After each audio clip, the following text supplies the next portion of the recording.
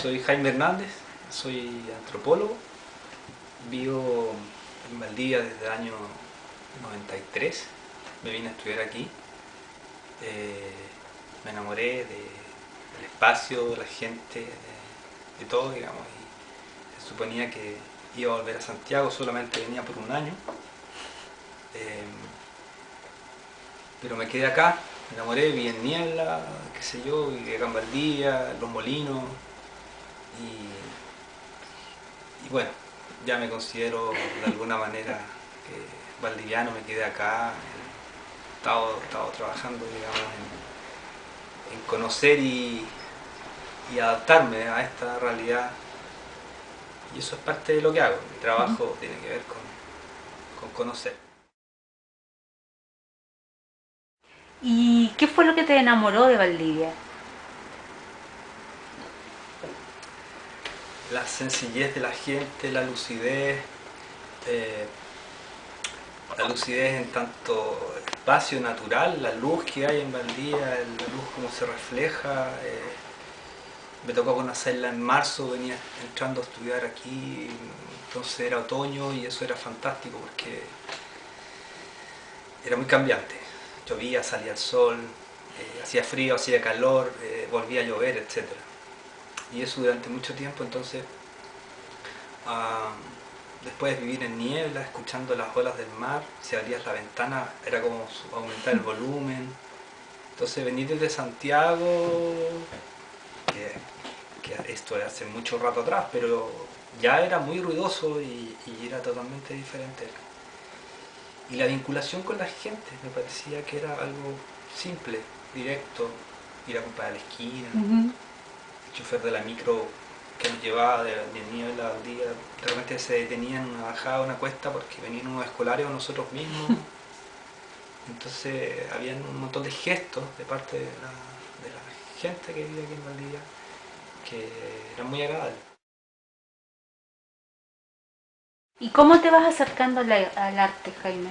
¿En qué momento decides, digamos, a lo mejor no Mira, enfocarte en 100% en la realidad, antropología y desviar un poco? en realidad yo estudié antropología porque era la carrera con más apertura que existía en términos precisamente intelectuales, académicos, que tenía una mirada del desarrollo de los seres humanos que abarcaba desde la biología, pasando por la religión, en fin.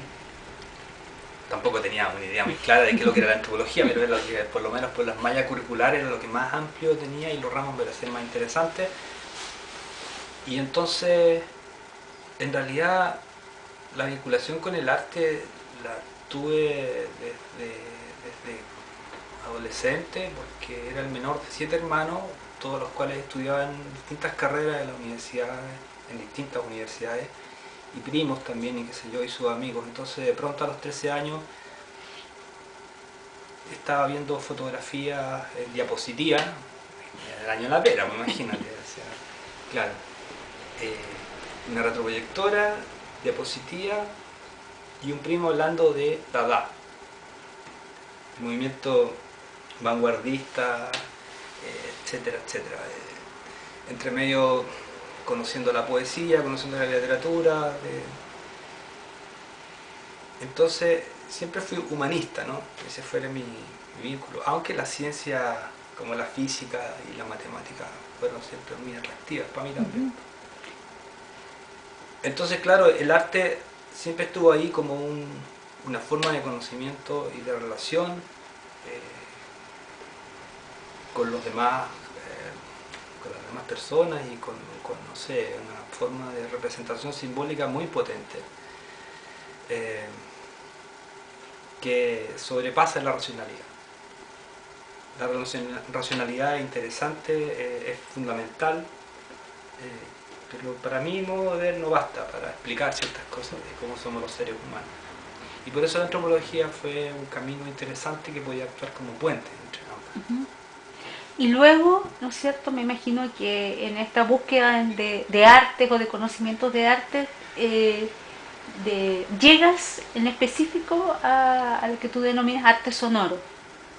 ¿En qué momento, no sé, tú también empiezas a focalizarte ya un poco más hacia esa área temática o disciplina? La verdad es que no sé.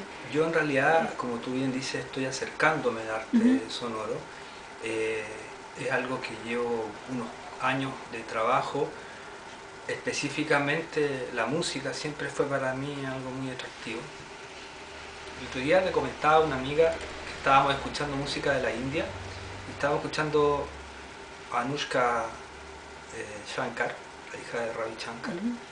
eh, y hablábamos del virtuosismo de ella, qué sé yo, bueno, de los ragas y todo eso. Y le decía que a los 15 años había tenido la oportunidad en Santiago, en la Católica, el Campo Oriente de la Católica, un hermano, estos que te digo, me dijo, oye, hoy día toca una banda de música de la India, no sé si te interesa. Y partí para allá. Y claro, era la banda, digamos, el conjunto de la que hizo la banda sonora para la película de Gandhi. Y estaban en Chile y él explicando, además era una clase magistral, explicaban cada uno de los instrumentos, el sarrot, la cítara, el tabla, etc. Entonces, ahí comenzó una apertura musical que no ha terminado, digamos, así una cosa de escuchar música y ahí de pronto uno empieza a conocer conceptos y personajes que hablan con respecto a tratar de entender la música de otra manera y Mm. los sonidos y música, esta distinción que uno tiene entre ruido, sonidos, música. ¿Ah? Y esa definición clásica de la música como sonido ordenado en el tiempo y en el espacio era como, ya, ok, pero ¿qué más?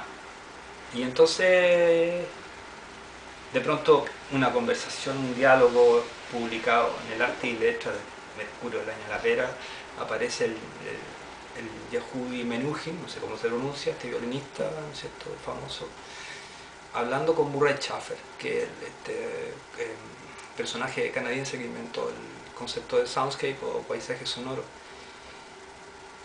Y era como una especie de entre duelo, debate, una conversación muy interesante acerca de que precisamente cómo era la perspectiva de cada uno acerca de la música. Y entonces se me hizo una especie de clic con el paso del tiempo y todos estos ejemplos y todas estas experiencias que culminan en considerar que prácticamente no hay diferencia entre lo que escuchamos ahora, por ejemplo, la lluvia, los autos y la música, porque todo tiene un ritmo y todo tiene además una interpretación. No solo que esté ahí creada en el vacío la obra X, sino que además siempre que está sonando esa obra hay un montón de otros eh, elementos sonoros que están ahí. Y esa distinción y esa capacidad de emocionar que tiene la música es algo que a mí me atrae mucho. Ujú. Digo la música como sonidos que alguien ordena precisamente en el tiempo y en el espacio eh, con un objetivo específico de generar una experiencia de la realidad, del mundo, de llevarte para algún lado en algún momento, con algún propósito que, que tiene cierto misterio, ¿no? Un poco eso. ¿Cómo es tu proceso creativo? Desde que piensas una idea o tal vez la buscas en algún lugar, te encuentras con ella hasta que terminas en un trabajo concreto, como en un CD, como en un libro. ¿Cómo es ese proceso? Mira, yo creo que es como una especie de... yo creo que es una especie de pensamiento metafórico. ¿Ya? Salto de un lado a otro sin problema. ¿No? Un poco como conecto cosas que de pronto para alguna persona no tienen, digamos, en una primera lectura no tiene ninguna comunicación, ninguna relación. Y de alguna manera voy trabajando distintas líneas que a veces confluyen en algún momento.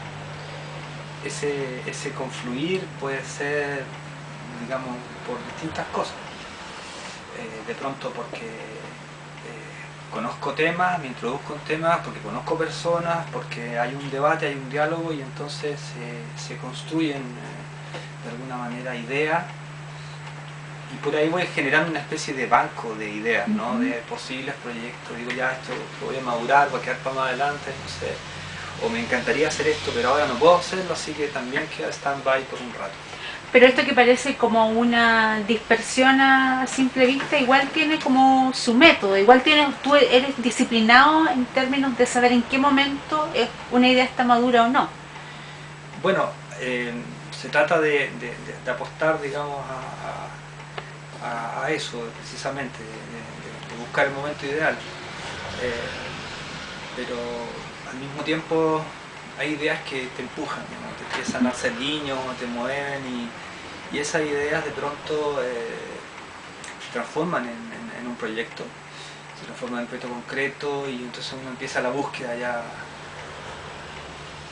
La pregunta no es si lo voy a hacer o no lo voy a hacer, en realidad, la verdad es, a ver, ¿a quién le voy a pedir plata para hacer esta cuestión? Es como eso, ¿no? Porque, ¿a qué fondo voy a postular?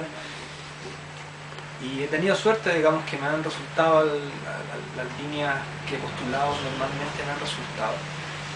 Y bueno, dentro de ese proceso hay cosas que tampoco resultan, entonces después insisto y busco por el otro lado y toco otra puerta hasta que soy bien porfiado, digamos. O sea, hay proyectos que me han demorado 5 años en sacarlo adelante y al principio me han tirado huevos y después como, uy, qué bueno y excelente y qué sé yo, digamos. Así como lo que a todo el mundo le pasa, eso, así, nadie te compra, nadie te dice, no, nadie te cree, esta cuestión está loca, no sé, muy loca la idea. Y o sea, de repente los evaluadores andan volando bajo y enganchan, no está bien escrito el proyecto, digamos, y entonces dicen sí, ya es plausible financiar esta cosa. Me imagino que esta idea que surge en conversaciones o la tiras dando vuelta o porque miras algo, en fin, luego investigas bastante y luego descubres, ¿no es cierto?, cómo darle forma en un libro tal vez o en un CD o un CD acompañado con un libro. ¿Te imaginas al tirar la forma o eso viene después? No, eso viene después. Yeah. Eso viene después. Digamos que digamos que decidiendo hacer un proyecto, decir si este proyecto así y darle vuelta, decir si este lo voy a presentar, qué sé yo, este año o lo voy a hacer, porque a veces no es necesario tener un financiamiento específico, digamos, sino que simplemente es empezar a armar el proyecto, a solidificarlo en cada una de sus partes. Y eso mismo te lleva a una forma adecuada según el público objetivo, ¿no es cierto?, según las condiciones, según los recursos disponibles, según una serie de variables. Uno dice, en realidad, en vez de hacer tal cosa, mejor hagamos esta otra. Se piensan todas las variables, pero sin dejar de cumplir el objetivo. O sea, yo no me acomodo digamos, a un formulario de un proyecto X y le corto la cabeza al bicho que estoy haciendo. O sea, no. Ahí está ese límite siempre. No censura y hacer que sea lo más viable posible el proyecto.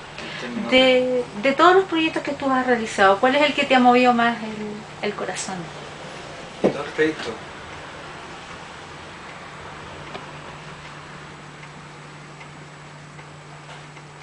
Yo creo que hay un proyecto que me gustó mucho hacer, que fue precisamente ese que porfiadamente insistí durante mucho tiempo y que originalmente se trataba de hacer un trabajo con sonidos del santuario de la naturaleza. Desde el año 2000 que le pedí plata a CONAF, a CODEF, a la Universidad Austral, a distintos organismos y en realidad nunca funcionó hasta que lo modifiqué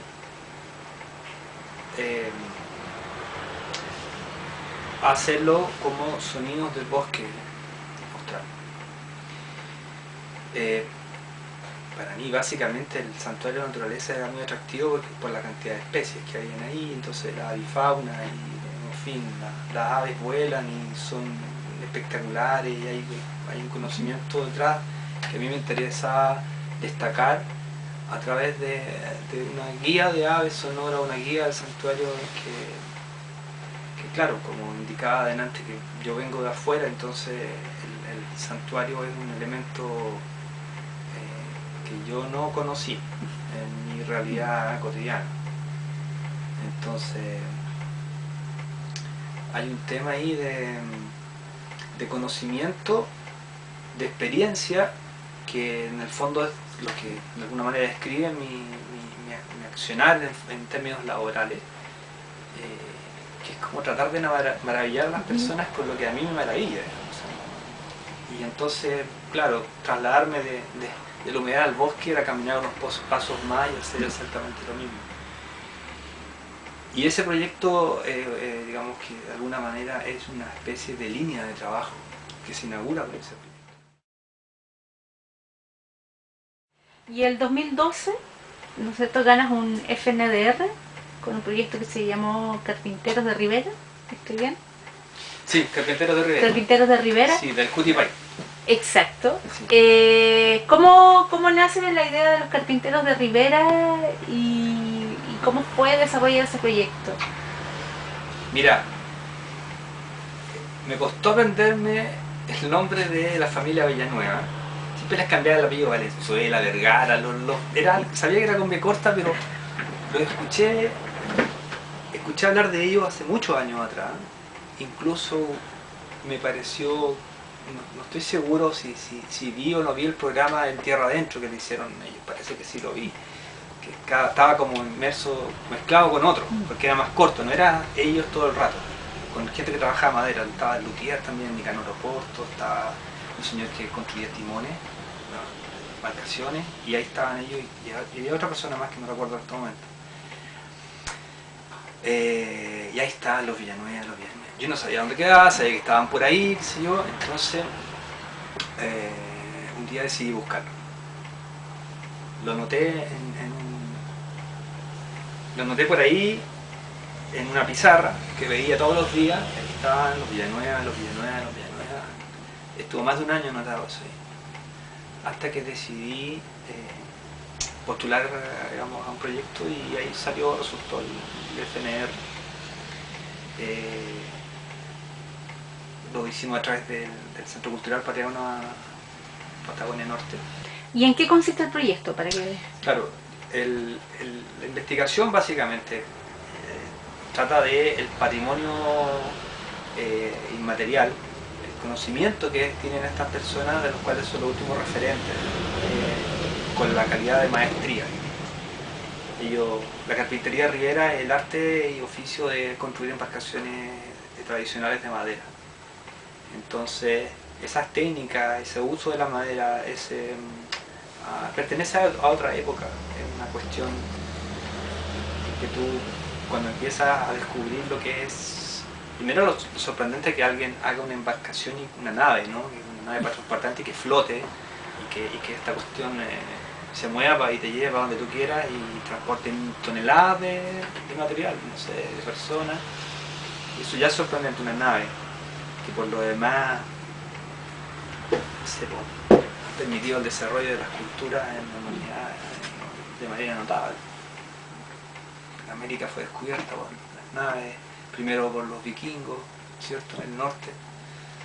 Ahí hay, por ejemplo, un patrimonio inmaterial reconocido por digamos, la UNESCO desde el año 76, en el sector actual del Labrador, donde hay vestigios de ocupación, ni siquiera ocupación vikinga, del año 1001, alrededor del año. Y si uno sigue hacia atrás, ve embarcaciones en Noruega, en Alta, que tienen 7000 años de antigüedad. Entonces, estos señores hacen barcos igual que esos otros señores hacían barcos hace miles de años. Y ellos tienen, entonces, de alguna manera una mezcla, representa una mezcla de la identidad cultural local, en el sentido de incorporar conocimiento de las maderas y las embarcaciones de las poblaciones, de los pueblos originarios que existían acá, que habían varios, ¿no? Pero en la zona particularmente los mapuches. Y con la llegada de los españoles, por supuesto, con sus embarcaciones ya más avanzadas, las naos, que son la nao Victoria, por ejemplo, que descubre el portugués Magallanes descubre el estrecho. Y ellos siguen construyendo y todo el proceso de conquista que se llevó a través de las embarcaciones, todo el comercio que se establece después. Y ahí se provoca un intercambio cultural y también hay una herencia de eso. O sea, hay un montón de carpinteros trabajando y hay astilleros y se genera eso. Y después con la llegada de los alemanes ocurre otro proceso también, una mezcla, ¿no es cierto? Y se incorporan otras tecnologías y otros elementos. Entonces ellos de alguna manera son una especie de resumen de todo aquello y están aquí y además representan esto de la cultura fluvial valdiviana de que en algún momento hubo 800 embarcaciones surcando el río Valdivia y otros. Jaime, ¿tú crees que en la ciudad de Valdivia tiene una atmósfera especial para la creación o es un mito?